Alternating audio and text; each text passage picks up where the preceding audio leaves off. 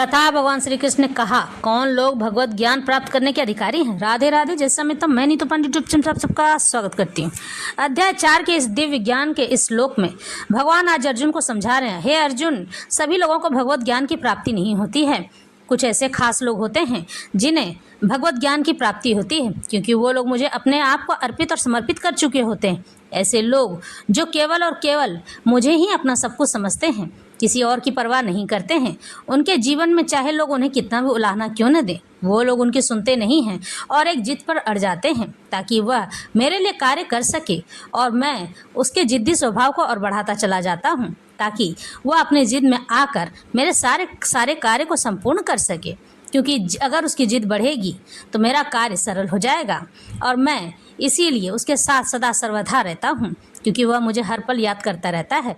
इस तरह से भगवान आज अर्जुन को इस बात को समझाते हैं, और यह बात समझाते हुए कहना चाहते हैं, श्रद्धावान लभते ज्ञानम तत्परः संयतेन्द्रिय ज्ञानम लब्ध्वा पराम शांति म चिरे नाधिगच्छति। जो श्रद्धालु दिव्य ज्ञान में समर्पित हैं और जिसने इंद्रियों को वश में कर लिया है, वह इस ज्ञान को प्राप्त करने का अधिकारी माना जाता है, और इसे प्राप्त करते ही वह तुरंत आध्यात्मिक शांति को प्राप्त होता है। इसका अर्थ यही है कि जो लोग भगवान को अपना सब कुछ अर्पित और समर्पित कर देते हैं, वही लोग अपने इंद्रियों को अपने वश में कर सकते हैं, क्योंकि ईश्वर हमें अपने आप तक पहुंचने का मार्ग प्रशस्त करवाते हैं, यानी कि अपना मार्ग दिखाते हैं कि हम उन तक किस तरह पहुंच सकें। और भगवान ऐसे ही लोगों को भगवत ज्ञान की प्राप्ति करवाते हैं। ऐसे लोग नहीं जो सदा सर्वथा उल्टे सीधे कार्य करते रहते हैं। और इस तरह भगवान कहते हैं, श्री कृष्ण में दृढ़ विश्वास रखने वाला व्यक्ति ही इस तरह का कृष्ण भक्ति ज्ञान प्राप्त कर सकता है। वही पुरुष श्रद्धावान कहलाता है, जो यह सोचता है कि कृष्ण भक्ति होकर कर्म करने से वह परम सिद्धि प्राप्त कर सकता है।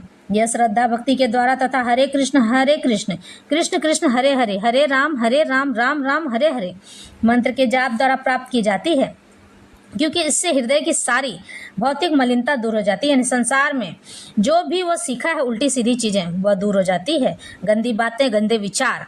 इसके अतिरिक्त मनुष्य को चाहिए कि अपनी इंद्रियों पर संयम रखे। जो व्यक्ति कृष्ण के प्रति श्रद्धावान है और जो इंद्रियों को संयमित रखता है, वह शीघ्र ही कृष्ण भक्ति के ज्ञान में पूर्णता प्राप्त कर लेता है।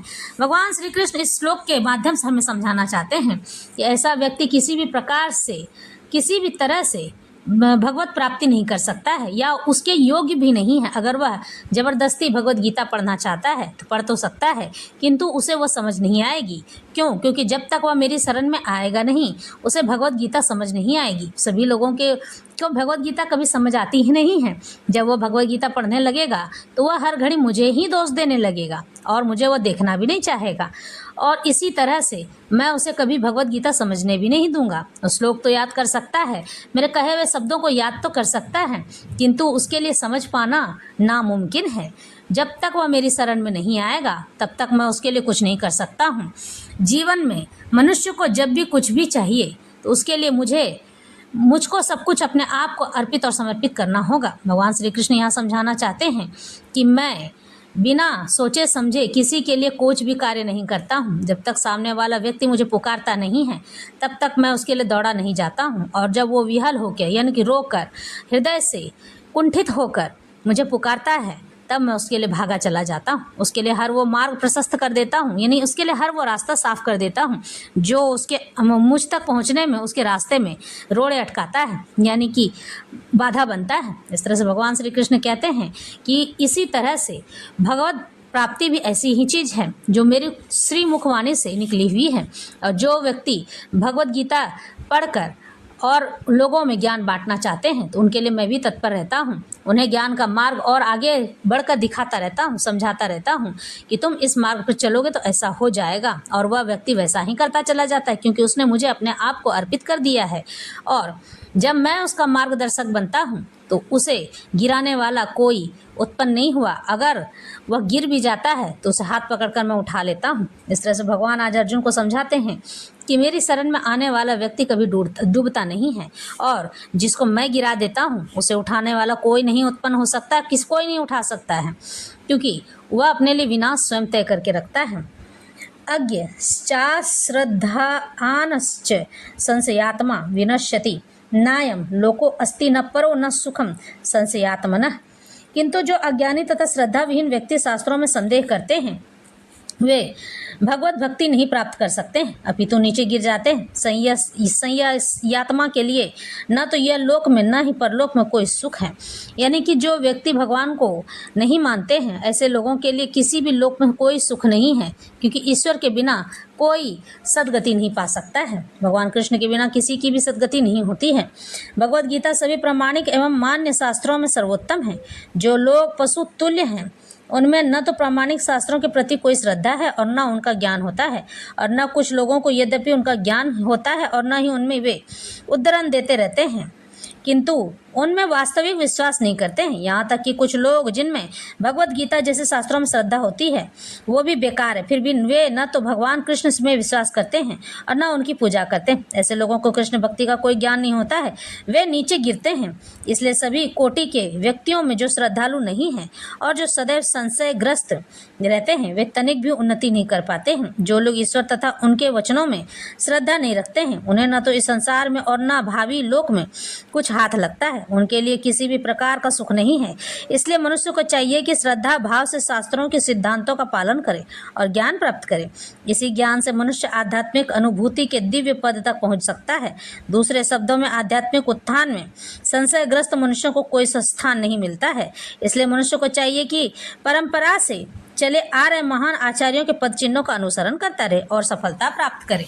इस तरह से भगवान श्री कृष्ण आज अर्जुन को समझाते हैं कि कोई भी व्यक्ति किसी भी प्रकार से तभी भगवत ज्ञान प्राप्त कर सकता है जबकि वह अपने आप को मुझे समर्पित कर देगा, कृष्ण भक्ति करेगा। कृष्ण भक्ति में जाकर वह लोगों के लिए भगवत गीता का प्रचार और प्रसार करेगा।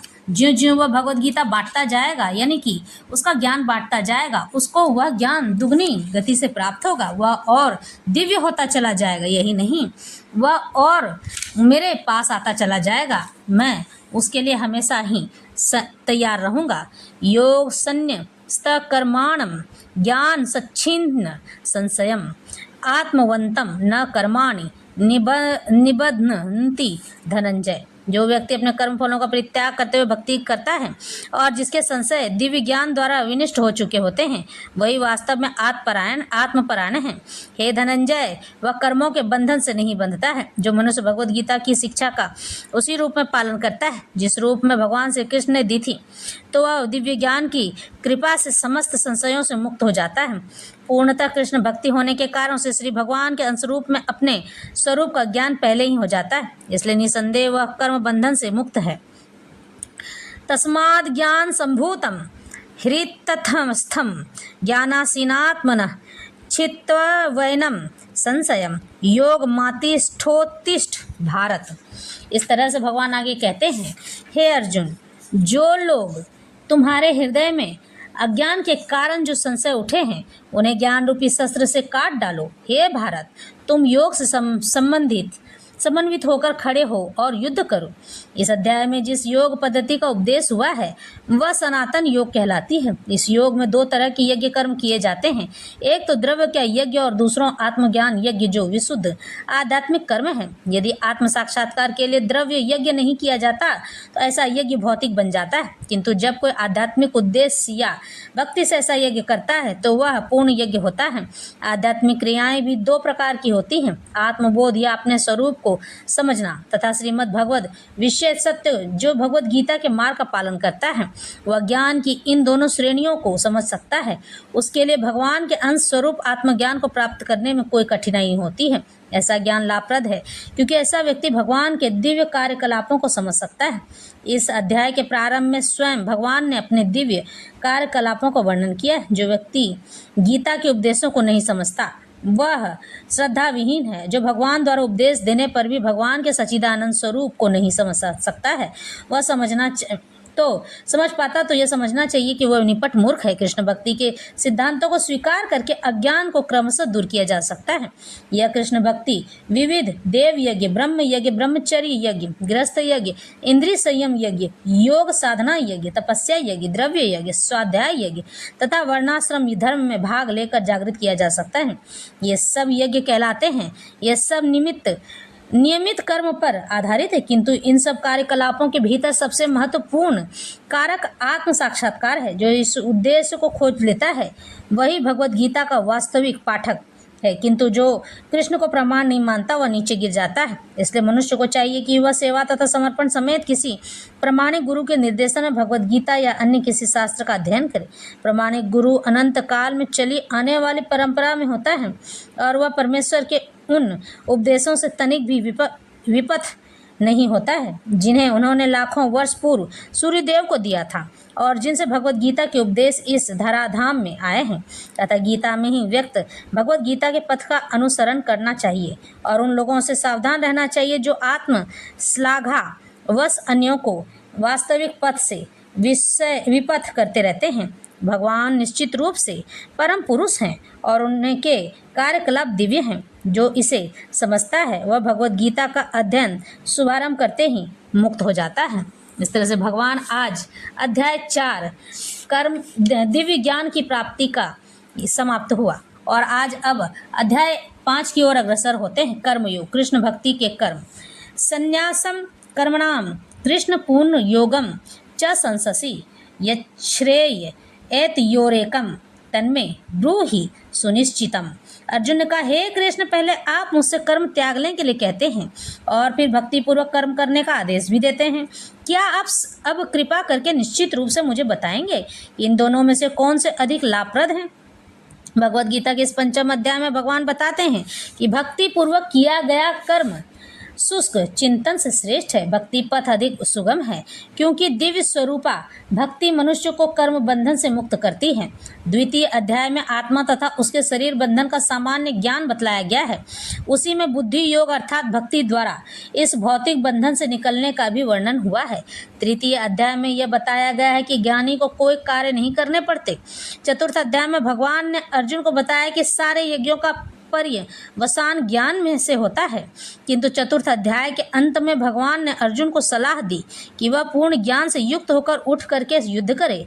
इसलिए इस प्रकार एक ही साथ भक्ति में कर्म तथा ज्ञान युक्त कर्म की महत्ता पर बल देते हुए कृष्ण ने अर्जुन के संकल्प को भ्रमित कर दिया है। अर्जुन यह समझता है कि ज्ञान में संन्यास का अर्थ है इंद्रिय कार्यों के रूप में समस्त प्रकार के कार्यकलापों का परित्याग। लेकिन यदि भक्ति योग में कोई कर्म करता है तो फिर कर्म का किस तरह त्याग हुआ?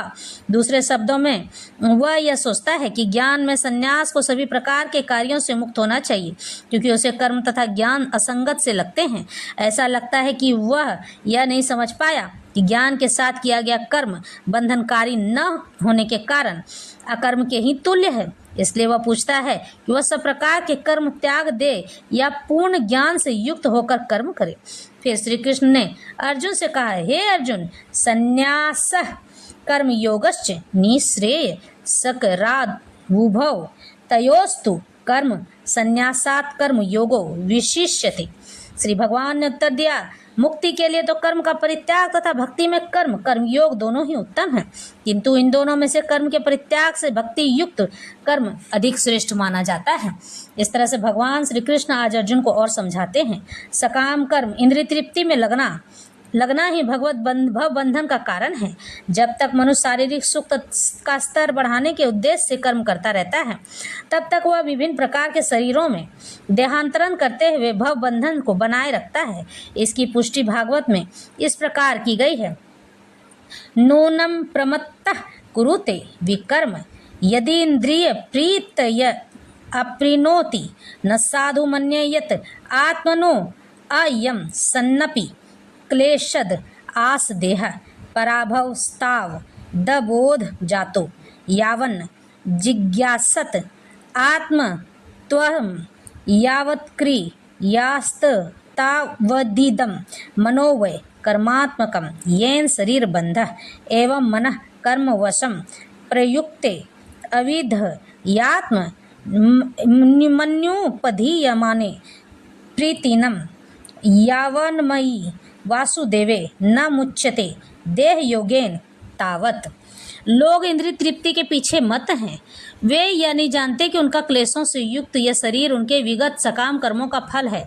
इंद्रिय तृप्ति यानी आँख, नाक, मुंह, कान और सुख भोग, यही सब लोग खाना, रहना, जीना, इस तरह से उठना बैठना, शारीरिक भौतिक सुखों में अपने आप को लिप्त कर लेते हैं। यद्यपि यह शरीर नाशवान है, यह शरीर तो नष्ट होने वाला है, किंतु यह नाना प्रकार के कष्ट देता रहता है। इसलिए इंद्रिय तृप्ति के लिए कर्म करना श्रेष्ठ कर नहीं माना गया है। इंद्रिय तृप्ति के लिए कोई कार्य नहीं करना चाहिए। जब तक मनुष्य अपने असली स्वरूप के विषय में जिज्ञासा नहीं करता है, उसका जीवन व्यर्थ रहता है, और जब तक वह अपने स्वरूप को नहीं जान लेता, तब तक उसे इंद्रिय तृप्ति के लिए सकाम कर्म करना पड़ता है। और जब तक वह इंद्रिय तृप्ति की इस चेतना में फंसा रहता है, तब तक उसका देहांतरण होता रहता है, यानी कि जन्म लेना और मृत्यु को प्राप्त करना, यही उसका काम है। बार बार जन्म लेता रहेगा, बार बार मृत्यु को प्राप्त होता रहेगा। भले ही उसका मन सकाम कर्मों में व्यस्त रहे और अज्ञान द्वारा प्रभावित हो, किंतु उसे वासुदेव की भक्ति के प्रति प्रेम उत्पन्न करना चाहिए। केवल तभी वह भवबंधन से छूटने का अवसर प्राप्त कर सकता है। यहाँ पे एक छोटी सी बात आपको मैं बताना चाहूँगी कि कोई भी व्यक्ति किसी भी प्रकार से तभी कर्म बंधन में बंधता है जब आप किसी का उधार ले चुके होते हैं। यहाँ एक छोटी सी कथा का अनुसरण करने का मन है। एक बार की बात है कि एक व्यक्ति किसी से पैसे उधार लिया था। पैसे उतने बड़े नहीं थे, ज़्यादा से ज़्यादा 10 रुपये होंगे, लेकिन वह व्यक्ति लेकर मर गया। और जो सामने वाला व्यक्ति जिसने 10 रुपये दिए थे, वह अंत समय तक कहता रह गया कि उसने मेरे 10 रुपये लिए थे, अभी दिए नहीं, साला मर गया। इस तरह से बार बार इस शब्द को दोहराते चला गया। यह लैंग्वेज अच्छी तो नहीं है, लेकिन फिर भी कहना पड़ा। और उसके बाद इस भाषा में कहते हुए वह कहता है कि मेरे 10 रुपये लेके वह मर गया, मेरे 10 रुपये लेके वह मर गया। जब दूसरा आदमी जिसका 10 रुपये लिया था वो भी मर गया, और जो मांगा था वो भी मर गया। दोनों जब मर गए तो दोनों ही अगला जन्म लेते हैं, केवल उस 10 रुपये को चुकाने के लिए। और जो पहला आदमी था जिसके 10 रुपये लिए थे और जिसने 10 रुपये लेकर मर गया था, वो दूसरा आदमी, दोनों ही एक दूसरे से मिले। अब जब उसने 10 रुपये अपने चुका दिए, वह तुरंत ही अगले ही पल, ज़्यादा देर हुआ भी नहीं होगा, 10 रुपये देते ही साथ आधे घंटे में वो जाके चुपचाप हार्ट अटैक से मर गया। और इस तरह से कर्म बंधन में वह फंसा हुआ व्यक्ति 10 रुपये चुकाने के लिए नया जन्म लेकर आता है। इसीलिए कहा जाता है कि कर्म किसी भी प्रकार से अपने समाप्त करके ही मनुष्य को अपने शरीर का त्याग करना चाहिए। क्योंकि आप अगर माचिस की एक तीली लेकर भी मरते हैं और सामने वाला वह व्यक्ति बार बार उस तीली का विलाप करता रहता है, बार बार कहता रहता है मेरी तीली लेके चला गया, मेरी माचिस लेके चला गया, मेरे कपड़े लेकर चला गया, या किसी भी प्रकार से आपको उलाहना देता है, आपको कोसता रहता है, तो आपको उसके कपड़े देने के लिए, माचिस देने के लिए, गिलास पानी देने के लिए, जो चीज़ आप उसके लिए अधूरा छोड़ गए थे, उस चीज़ के लिए आपको जन्म लेना पड़ेगा। सिर्फ एक छोटे से कार्य के लिए जन्म लेकर मृत्यु की ओर अग्रसर होना होगा। इसलिए भगवान कहते हैं कि कर्म का विधान ऐसा है कि जो मनुष्य इस कर्म को पूर्ण रूप से नहीं करेगा और एक भी तिनका उसके लिए बच जाएगा, तो बार बार जन्म और मृत्यु के चक्र में फंसता चला जाएगा। इसलिए कहते हैं कि काम, क्रोध, लोभ, मोह, अहंकार, मद, इन सब से हमेशा दूर रहना चाहिए। आसक्ति केवल एक ईश्वर से करनी चाहिए। और जब आप एक ईश्वर से आसक्ति कर लेते हैं, तब आपके लिए कुछ और करने को कुछ बचता ही नहीं, क्योंकि ईश्वर अपना प्रेम उस व्यक्ति पर लुटाते चले जाते हैं। हालांकि हम ईश्वर को किसी भी रूप में देख सकते हैं, पिता, पति, भाई, बंधु, सखा, पुत्र, पुत्री, या फिर बुआ, चाचा, जो भी आप रिश्ता उनसे बनाना चाहें, वो सभी रिश्ता में भाव से बंधकर सभी रिश्ते बना लेते हैं। लेकिन वास्तविक सच तो यही है, वह हमारे परम पिता परमेश्वर हैं, हमारे पिता हैं। और पिता अपनी संतानों का कभी बुरा नहीं चाहते हैं। वह कठोर नियम बनाते हैं ताकि उसकी संतान हमेशा ही सदा सही रास्ते पर चले और उन कठोर नियमों का पालन करके अच्छा जीवन व्यतीत करे। वह कभी भी दोबारा जन्म लेने के लिए बार बार इस तरह से ना आए, क्योंकि 9 महीने की जो कोख होती है, यानी कि जब गर्भ में शिशु रहता है, तो 9 महीने उसे अंदर के कीड़े उसे दिन रात काटते रहते हैं, चबाते रहते हैं, और वह अपने आप को तड़पाता रहता है। जब गर्भ में जाने वाली रहती है आत्मा, तो उससे पहले उसको सब याद रहता है और संकल्प लेती है कि मैं जन्म लेने के बाद अच्छे कार्य करूँगा, ऐसा करूँगा, वैसा करूँगा। लेकिन वह व्यक्ति भोगों विलासों में ऐसा डूब जाता है जन्म लेने के बाद कि उसे पता ही नहीं होता, क्योंकि माया उसे घेर चुकी होती है और अपने आप को भोजन में और अपने आप को सजाने में, संवारने में लगा रहता है, लोगों को प्रताड़ित करने में लगा रहता है। इस तरह से भगवान श्री कृष्ण आज समझाते हैं कि जो भी आप करना चाहते हैं, अपने मन में ऐसा दृढ़ संकल्प रखिए कि माया आपके ऊपर प्रभाव न डाल सके। लेकिन मनुष्य ऐसा है कि वह माया के वशीभूत होकर अपने आप को उस भोग विलास में लिप्त कर लेता है और कभी भी किसी पर दया नहीं करता है। भोगों विलासों में रहकर हमेशा अपने से छोटे स्तर के लोगों को हीन भावना से देखता है, उसके लिए हमेशा दोष बनाता रहता है। इस तरह से भगवान श्री कृष्ण कहते हैं कि जीवन में हमेशा अच्छा कार्य करते रहना चाहिए ताकि अच्छे कार्य करते हुए तुम मुझ तक पहुंच सको। अपने आप का कभी भी ये नहीं करवाना चाहिए कि मैं सबसे श्रेष्ठ हूँ। अपने आप की प्रशंसा करवाना या स्वयं करना उचित नहीं है, यह अहंकार का सूचक माना जाता है। अपने से नीचे स्तर के लोगों को कभी भी हीन भावना से नहीं देखना चाहिए, उन्हें हमेशा ही सदा सर्वदा ईश्वर की नज़र से देखना चाहिए, क्योंकि सभी में परमात्मा का वास होता है, हमारे पर ब्रह्म का वास होता है। जो लोग सभी नीचे स्तर के लोगों को एक बराबर रूप से देखते हैं और उसे बराबरी का दर्जा देते हैं, भले वह उनके लायक ना हो, लेकिन फिर भी उसे ईश्वर की नज़र से देखते हैं कि इसके अंदर भी हमारे परमात्मा है। इसी तरह से भगवान प्रसन्न हो जाते हैं और कहते हैं कि वही व्यक्ति अच्छे और शुद्ध मार्ग पर जाने वाला होता है। वह गरीब हो सकता है, दुखी हो सकता है, किंतु मुझसे अपना मन कभी नहीं भटका सकता है। और ऐसे लोगों की ही मैं सहायता एक अनजान व्यक्ति बनकर करता हूँ। चूंकि मैं सबके पास नहीं आ सकता, इसलिए मैं अपने बंदों को, अपने लोगों को पृथ्वी पर भेजता रहता हूँ ताकि वह ऐसे असहाय लोगों की मदद और सहायता कर सके जो लोग मेरी शरण में आना तो चाहते हैं, किंतु किन्हीं कारणों से, किन्हीं दुखित कारणों से मैं मुझ तक नहीं पहुँच सकते हैं और मैं उनके लिए व्यवस्था करता हूँ। वह मेरे लिए जीना चाहता है तो मैं उसके लिए उसकी संपूर्ण व्यवस्था कर देता हूँ, एक सहायक भेजकर, ताकि वह उसका मार्गदर्शन कर सके और वह मुझ तक पहुँच सके। इस तरह से मैं उस व्यक्ति के लिए सारे कार्य संपन्न करता हूँ। जो भी है, जैसा भी है, मैं उसे अपना बनाकर रखता हूँ और मैं उसके सारे दुखों का अंत कर देता हूँ। अतः यह ज्ञान ही है कि वह आत्मा है कि शरीर नहीं मुक्ति के लिए पर्याप्त नहीं। जीवात्मा के स्तर पर मनुष्य को कर्म करना होगा, अन्यथा भव बंधन से उबरने का कोई अन्य उपाय नहीं है। किंतु कृष्ण भक्ति में होकर कर्म करना सकाम कर्म नहीं है। पूर्ण ज्ञान से युक्त होकर किए गए कर्म वास्तविक ज्ञान को बढ़ाने वाले माने गए हैं। बिना कृष्ण भक्ति के केवल कर्मों के परित्याग से बद्ध जीव का हृदय शुद्ध नहीं होता है। जब तक हृदय शुद्ध नहीं होता है तब तक सकाम कर्म करना ही पड़ेगा। किंतु कृष्ण भक्ति में कर्म को करता स्वतः सकाम कर्म के फल से मुक्त बनाता है। इस तरह से भगवान श्री कृष्ण आज अर्जुन को यह समझाते हैं, इसलिए कृष्ण भक्ति कर्म संन्यास से सदा श्रेष्ठ होता है, क्योंकि संन्यास में नीचे गिरने की संभावना बनी रहती है।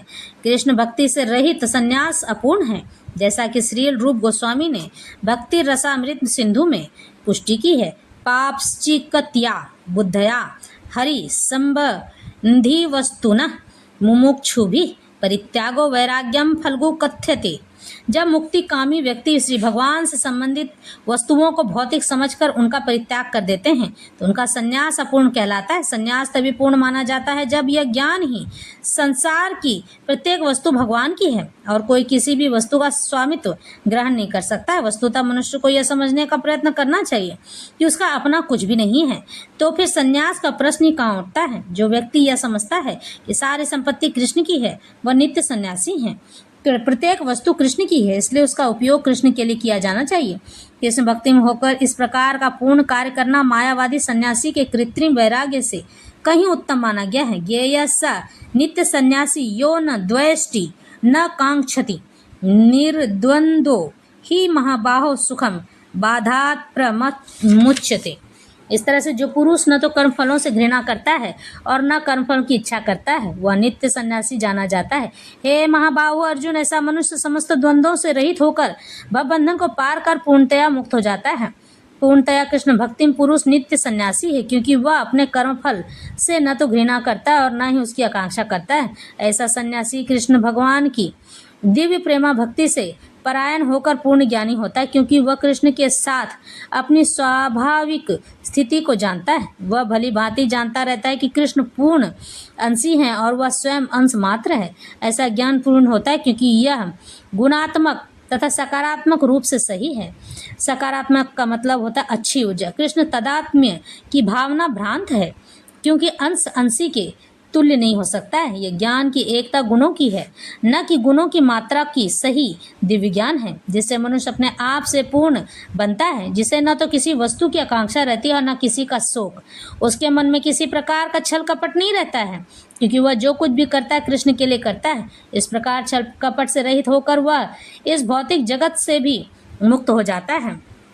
इस तरह भगवान श्री कृष्ण आज अर्जुन को बारंबार समझाते हैं कि यही दिव्य ज्ञान है और यही कर्म योग है। सांख्य योगो पृथक ग्वाबाला प्रवदन्ति न पंडिता एक मप्यास्थिता सम्य गुभयो विरंदते फलम। अज्ञानी ही भक्ति कर्मयोग को भौतिक जगत के विश्लेषात्मक अध्ययन सांख्य से भिन्न कहते हैं। जो वस्तुतः ज्ञानी है वे कहते हैं कि जो इनमें से किसी एक मार्ग का भली भांति अनुसरण करता है वह दोनों के फल प्राप्त कर लेता है। भौतिक जगत के विश्लेषणात्मक अध्ययन सांख्य का उद्देश्य आत्मा को प्राप्त करना है। भौतिक जगत की आत्मा विष्णु या परमात्मा है। भगवान की भक्ति का अर्थ परमात्मा की सेवा है। एक विधि से वृक्ष की जड़ खोजी जाती है और दूसरी विधि से उसको सींचा जाता है। सांख्य दर्शन का वास्तविक छात्र जगत के मूल अर्थात विष्णु का दृढ़ता है और फिर पूर्ण ज्ञान समेत अपने को भगवान की सेवा में लगा देता है। इसलिए मूलतः इन दोनों में कोई भेद नहीं है, क्योंकि दोनों का उद्देश्य विष्णु की प्राप्ति है। जो लोग चरम उद्देश्य को नहीं जानते हैं वे ही कहते हैं कि सांख्य और कर्मयोग एक नहीं है, किंतु जो विद्वान है वह जानता है कि इन दोनों भिन्न विधियों का उद्देश्य एक ही है। यात सांख्य प्राप्यते स्थानम तथो गैरपि गम्यते एकम सांख्यम च योगम च यह पश्यति स पश्यति। जो यह जानता है कि विश्लेषणात्मक अध्ययन सांख्य द्वारा प्राप्त स्थान भक्ति द्वारा भी प्राप्त किया जा सकता है और इस तरह जो सांख्य योग तथा भक्ति योग को एक समान देखता है वही वस्तुओं को यथारूप से देखता है। इस तरह से भगवान श्री कृष्ण आगे कहते हैं कि दार्शनिक शीघ्र सांख्य का वास्तविक उद्देश्य जीवन के चरम लक्ष्य की खोज है। चूंकि जीवन का चरम लक्ष्य आत्म साक्षात्कार है, अतः इन दोनों विधियों से प्राप्त होने वाले परिणामों में कोई अंतर नहीं है। सांख्य दार्शनिक शोध के द्वारा इस निष्कर्ष पर पहुंचा जाता है कि जीव भौतिक जगत का नहीं अपितु पूर्ण परमात्मा का अंश है। फलतः जीवात्मा का भौतिक जगत से कोई सरोकार नहीं होता है। उसके सारे कार्य परमेश्वर से संबंध होने चाहिए। जब वह कृष्ण भक्ति अमृत में वह कार्य करता है तभी वह अपनी स्वाभाविक स्थिति में होता है। सांख्य विधि से मनुष्य को पदार्थ से विरक्त होना पड़ता है और भक्ति योग में उसे कृष्ण भक्ति में कर्म में आसक्त होना चाहिए। वस्तुतः दोनों ही विधियों एक हैं, यद्यपि ऊपर से एक विधि से विरक्ति दिखती है और दूसरे से आसक्ति। जो पदार्थ से विरक्ति और कृष्ण से आसक्ति को एक ही तरह देखता है वही वस्तुओं को यथा रूप में भी देख सकता है। इस तरह भगवान श्री कृष्ण कहते हैं कि एक जैसा ही सब कुछ होना चाहिए। संन्यासस्तु महाबाहो दुख माप्तु म योगतः योग युक्तो मुनिर्ब्रह्म न चिरेणाधिगच्छति। भक्ति में लगे बिना केवल समस्त कर्मों का परित्याग करने से कोई सुखी नहीं बन सकता है, परंतु भक्ति में लगा हुआ विचारवान व्यक्ति शीघ्र ही परमेश्वर को प्राप्त कर लेता है। सन्यासी दो प्रकार के होते हैं। मायावादी सन्यासी सांख्य दर्शन के अध्ययन में लगे रहते हैं तथा वैष्णव सन्यासी वेदांत सूत्रों के यथार्थ भाष्य भागवत दर्शन के अध्ययन में लगे रहते हैं। मायावादी सन्यासी भी वेदांत सूत्रों का अध्ययन करते हैं, किंतु वे शंकराचार्य द्वारा प्रणीत शारीरिक भाषा का उपयोग करते हैं। भागवत संप्रदाय के छात्र 5 रात्रि की विधि से भगवान की भक्ति करने में लगे रहते हैं। इसलिए वैष्णव सन्यासियों को भगवान की दिव्य सेवा के लिए अनेक प्रकार के कार्य करने होते हैं। उन्हें भौतिक कार्यों से कोई सरोकार यानी लेना देना नहीं होता है, किंतु तो भी वे भगवान की भक्ति में नाना प्रकार के कार्य करते हैं।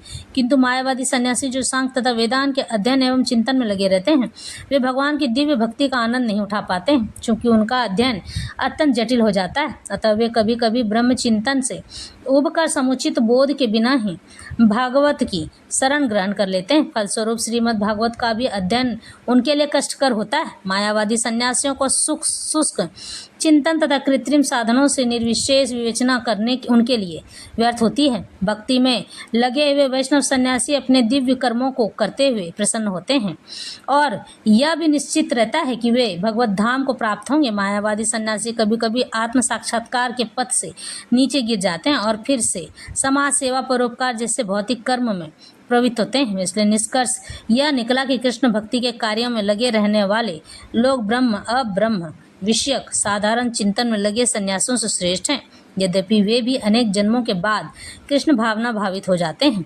इस तरह से कुछ लोग ऐसे होते हैं कि कृष्ण भक्ति बहुत समय के बाद उन्हें मिलती है और उन्हें बार बार इस चीज़ के लिए जन्म लेना पड़ता है, क्योंकि वो कृष्ण को ही नहीं मानते हैं।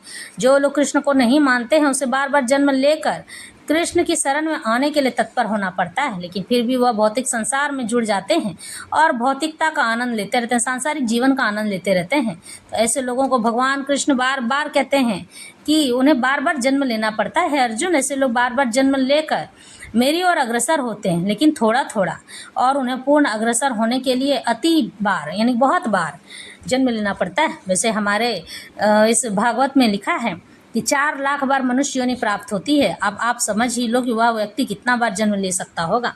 योग युक्तो विशुद्धात्मा विजितात्मा जितेंद्रिय सर्वभूतात्मा भूतात्मा कुर्वन्नपि न लिप्यते। जो भक्तिभाव से कर्म करता है, जो विशुद्ध आत्मा है और अपने मन तथा इंद्रियों को वश में रखता है, वह सबों को प्रिय होता है और सभी लोगों से प्रिय होते हैं। ऐसा व्यक्ति कर्म करता हुआ भी कभी नहीं बनता है।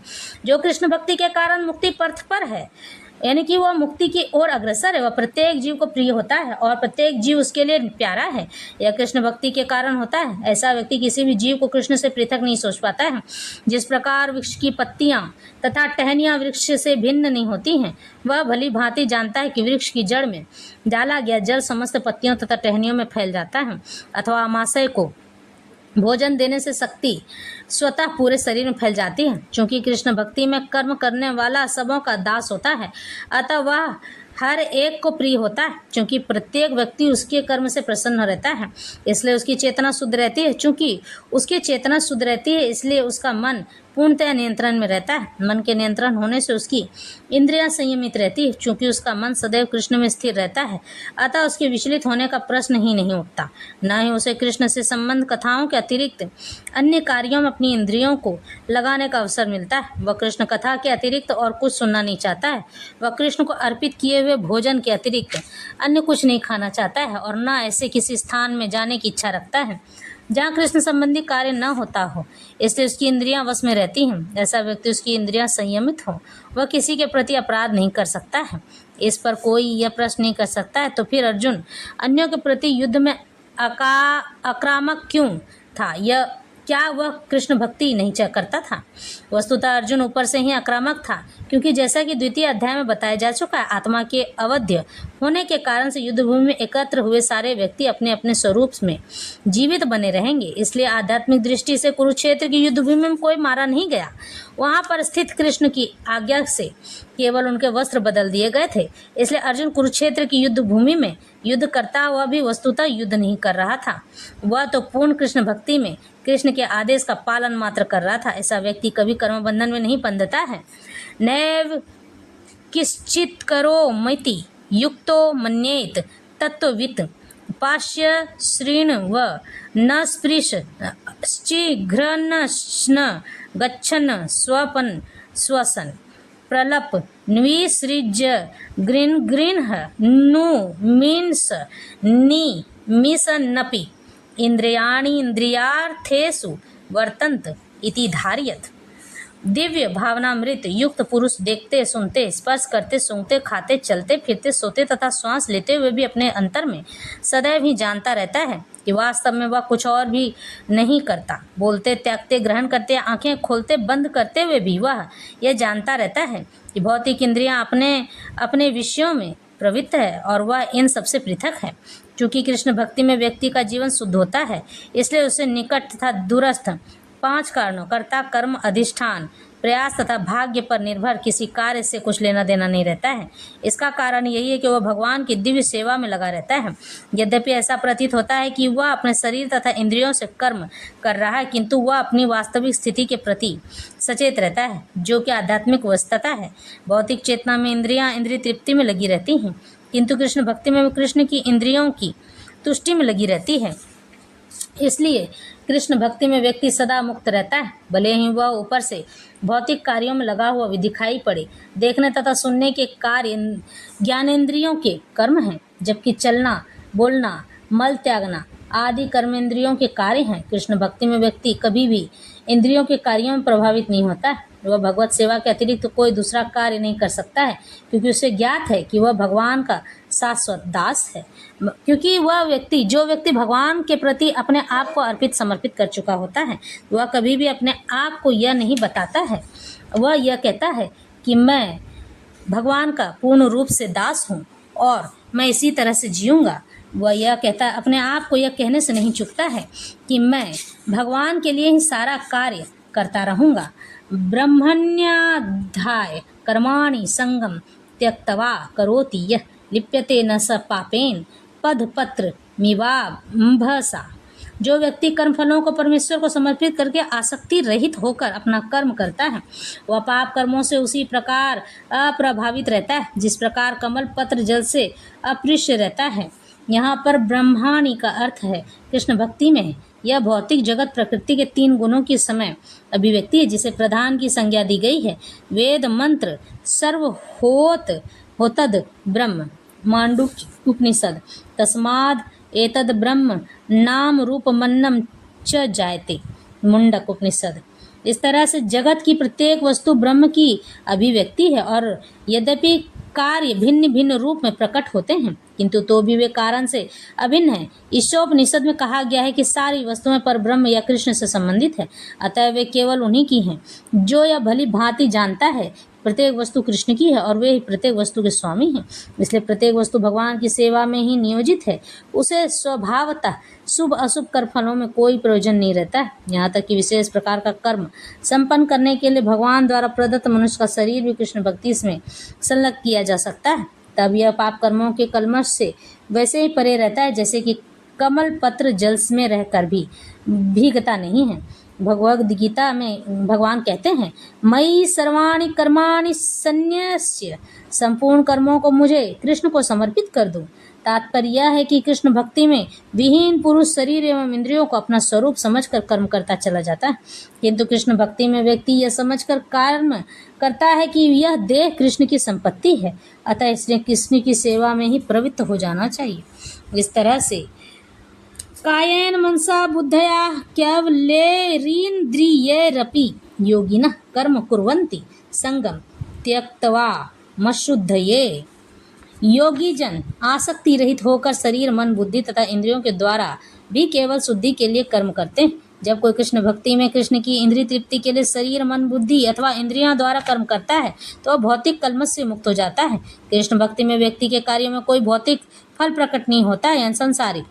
इसलिए सामान्य रूप से सदाचार कहे जाने वाले शुद्ध कर्म कृष्ण भक्ति में रहते हुए सरलता से संपन्न किए जा सकते हैं। श्री रूप गोस्वामी ने भक्ति रसामृत सिंधु में इसका वर्णन इस प्रकार किया है, इहा यस्य हरेर्दास्ये कर्मणा मनसा गिरा निखिला स्वप्य वस्थासु जीवन मुक्ता स उच्यते। अपने शरीर मन बुद्धि तथा वाणी से कृष्ण भक्ति में कर्म करता हुआ कृष्ण सेवा में व्यक्ति इस प्रकार में भी मुक्त रहता है, भले ही वह तथा कथित अनेक भौतिक कार्यकलापों में व्यस्त क्यों न रहे। उसमें अहंकार नहीं रहता है, क्योंकि वह उसमें विश्वास नहीं रखता है कि वह भौतिक शरीर है अथवा यह शरीर उसका है। वह जानता है कि वह यह शरीर नहीं है और न शरीर ही उसका है, वह स्वयं कृष्ण का है और उसका शरीर भी कृष्ण की संपत्ति है। अब वह शरीर मन बुद्धि वाणी जीवन संपत्ति आदि से उत्पन्न प्रत्येक वस्तु को जो भी उसके अधिकार में है कृष्ण की सेवा में लगाता है तो वह तुरंत कृष्ण से जुड़ जाता है। वह कृष्ण से एक रूप हो जाता है और इस अहंकार में रहित होता है, जिसके कारण मनुष्य सोचता है कि मैं शरीर हूँ। यही कृष्ण भक्ति की पूर्ण अवस्था है। इस तरह से भगवान श्री कृष्ण आज कृष्ण भक्ति की पूर्ण अवस्था समझा रहे हैं और कहते हैं कि जो लोग मुझे अपने आप को पूर्ण रूप से अर्पित और समर्पित कर देते हैं, वह व्यक्ति ये जानने लग जाता है कि मेरा ये शरीर मेरा नहीं है और मैं इस शरीर का मालिक नहीं हूँ। इस शरीर से मुझे कोई लेना देना नहीं है, इसे भगवान के कार्यों में लगा देना चाहिए। इसलिए वह जप ध्यान साधना करता चला जाता है और भगवान को अपने आप को अर्पित और समर्पित करके उनके लिए कार्य करता है। भगवान श्री कृष्ण कहते हैं कि ऐसा व्यक्ति मुझे अति प्रिय होता है, मैं इसे इस भवबंधन में बांधे रखता हूँ ताकि वह मेरे लिए कार्य करता रहे। जब भी किसी व्यक्ति को, यहाँ तक कि जो व्यक्ति मोक्ष पा लेता है, जो जन्म और मृत्यु के चक्र से आज़ाद हो चुका होता है, मुक्त हो चुका होता है, ऐसे व्यक्ति को भी मैं इस कलयुग में भेजता रहता हूँ। क्यों? क्योंकि कलयुग में पाप बहुत बढ़ चुका है, और जब कलयुग में पाप बढ़ गया है तो मुझे ऐसे व्यक्तियों की, भगवत प्राप्त किए हुए व्यक्तियों की आवश्यकता होती है। उसे पृथ्वी पर भेजकर लोगों के लिए भागवत की व्यवस्था करता हूँ, और वह कलयुग के प्रभाव से विहीन रहता है। मुझ तक पहुँचने के लिए लोगों को तत्पर करता है, तैयार करता है।